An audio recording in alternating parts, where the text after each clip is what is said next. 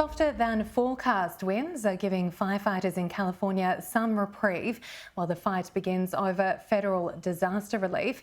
Our Sky News Washington correspondent Annelise Nielsen joins us now. Annelise, what's the latest there?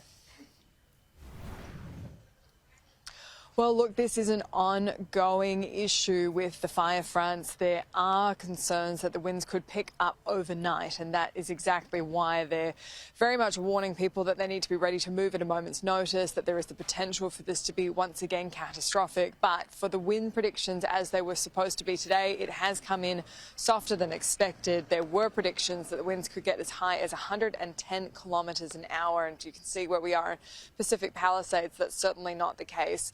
What we're also watching for is the potential for security issues around these lockdown areas where we are now. You can see where I am in Pacific Palisades, there's a lot of destruction. There are still homes standing, and there are people who want to get back in. They've been evacuated and not allowed to return to this area. One of the issues is security. They're worried about looters. The local police are giving an update today about just how many people have already been arrested for looting. Had a few more arrests overnight. Our total, when I give totals, this is for the LA County Sheriff's Department area only, and doesn't count LAPD, Pasadena, and other agencies. We are up to 39. That's 33 in the Eaton fire area and 6 in the Palisades area. Eaton, we have 9 curfew arrests and 2 for drone incidences. Please do not fly drones in these impacted areas. There are a lot of practical issues why people still can't come into these areas. The fact that a lot of the traffic lights are still not working, the fact that there could still be live wires, gas leaks, and there's still patchy electricity around the area for people, even if they could go back to their homes still standing. But 14,000 structures at least have been destroyed in these fires, homes and livelihoods among them.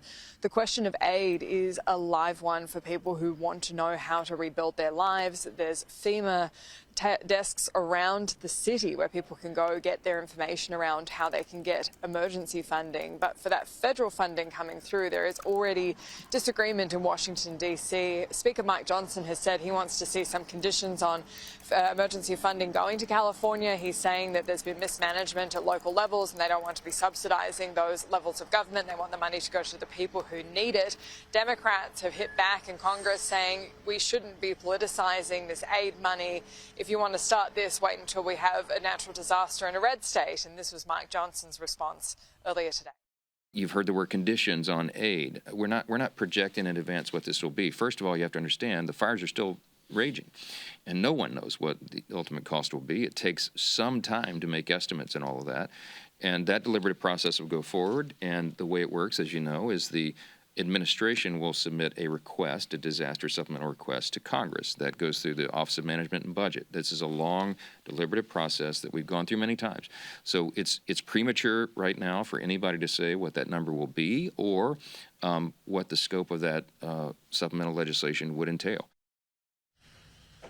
As the city braces for the potential of increased fire risk, what we are seeing is greater preparedness this time around compared to this time last week. In particular, all the private businesses bringing in their own private firefighting equipment. We've seen out on the roads today different private firms going down and watering down homes, putting fire retardant on roofs in wealthy areas like Brentwood. What we've also seen is insurance companies bringing in their own water resources to protect the buildings that they're still protecting. Most of those are more commercial properties. It's those ordinary people who had those insurance properties on their homes that saw them cancelled about a year ago, as the insurance company said that they saw that there was just such an increased fire risk with how the weather was going and also the government policies that were anticipated to contribute to that, and so they pulled out.